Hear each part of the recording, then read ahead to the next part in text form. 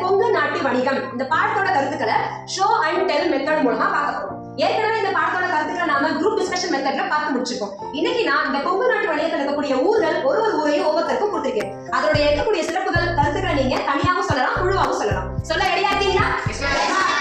Hi, நான் கிரீட்டா. இப்போ நான் திருப்பூர் மாவட்டத்தோட சிறப்புகளை பத்தி சொல்ல போறேன். திருப்பூர் மாவட்டம் பின்னல் ஆடைகள், ஆயத்த ஆடைகள் மூலம் தமிழ்நாட்டிற்கு பெரும் வருவாயை ஈட்டுகிறது. நேதாஜி ஆயத்த ஆடை பூங்கா இங்கேதான் முதல்ல அமைக்கப்பட்டுள்ளது.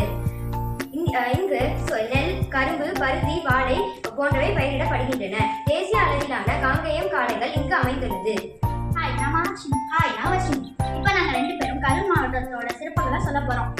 கொங்கு நாட்டின் ஒரு பகுதியாக விளங்கிய இப்பகுதிக்கு வஞ்சி மாநகரம் என்னும் பெயரும் உண்டு. நெல், சோளம், கம்பு, கரும்பு, முருங்கை போன்றவை இங்கு பயிரிடப்படுகின்றன. சிமெண்ட், சர்க்கரை, காகிதம் தயாரிக்கும் தொழிற்சாலைகள் இங்கு உள்ளன. கைத்தறி நெசவு ஆடைகளுக்கு பெயர் பெற்ற மாவட்டமாக கரூர் விளங்குகிறது. முருங்கைக்காய் ஏற்றுமதியில் குறிப்பிடத்தக்க பங்கு வகிக்கிறது. பேருந்து கட்டுமான தொழிலின் சிகரமாக கரூர் விளங்குகிறது. ஹாய், நான் சம்யுக்தா. ஹாய், நான் சாய்பா. நாங்க இப்போ நீலகிரி மாவட்டத்தை பற்றி சொல்ல போறோம். கிழக்கு தொடர்ச்சி மலையும் மேற்கு தொடர்ச்சி மலையும் சந்திக்கும் இடமே நீலகிரி ஆகும். நீலகிரி மாவட்டம் முழுவதும் மலைப்பகுதியால் ஆனது. தோட்டப்பயிர்களான கேரட், முட்டைகோஸ், உருளைக்கிழங்கு, காபி, தேயிலை போன்றவை பெருமளவில் இங்கு பயிரிடப்படுகின்றன. நீலகிரி மாவட்டம் தேயிலை தொழிற்சாலைகள் நிறைந்தது. துப்பாக்கி மருந்துகள், யுட்கலக்க சென்னை இங்கு அதிகமாக உற்பத்தி ஆகிறது. ஹாய், நான் ரைஹானா. கோயம்புத்தூர் மாவட்டத்தில் நெல், வாழை, கரும்பு, காய்கறிகள், பூக்கள் பெருமளவில் பயிரிடப்படுகின்றன. பஞ்சாலைகள், முற்பாலைகள், வீட்டு உபயோகப் பொருட்கள், இயந்திரங்கள், மின்சார பொருட்கள் இம்மாவட்டத்தில் நிறைந்துள்ளன. செழியன், நீங்க 2 பேர் இப்போ சேலத்தோடைய சிறப்புகளை சொல்ல போறீங்க. ஓகே, சொல்ல ரெடியா இருக்கீங்களா? சொல்லுங்க பாப்போம். மாங்கல் நகரம் என்னும் சிறப்பு பெயர் கொண்டது சேலம்.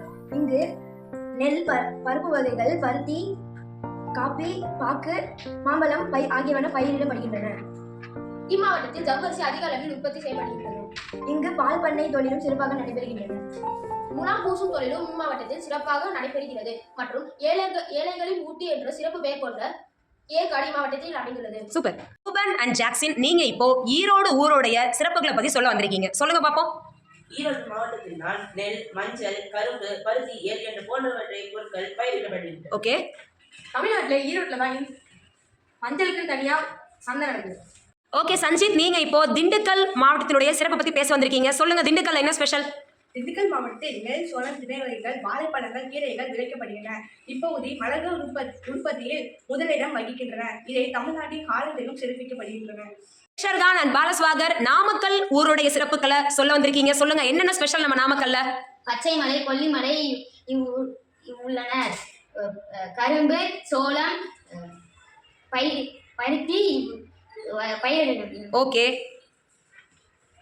முட்டை உற்பத்திகள், கோழி வளர்ப்புகள் எல்லாத்துலயும் நாமக்கல் தான் ஃபர்ஸ்ட் இடத்துல இருக்கு. நீங்க எல்லாருமே திண்டுக்கல், ஈரோடு, சேலம், திருப்பூர், கரூர், கொங்கு மாவட்டத்துடைய சிறப்புகளை ரொம்ப சூப்பரா சொல்லிட்டீங்க. ஒவ்வொரு ஊருக்கும் போயிட்டு வந்த ஒரு அனுபவத்தையே கொடுத்துருச்சு. இருந்த இடத்துலயே நம்ம ஏரியால இருக்கக்கூடிய எல்லா ஊர்களுடைய சிறப்பம்சங்களையும் சூப்பரா பார்த்து முடிச்சிட்டோம். I am very happy and be good to great 8 B who.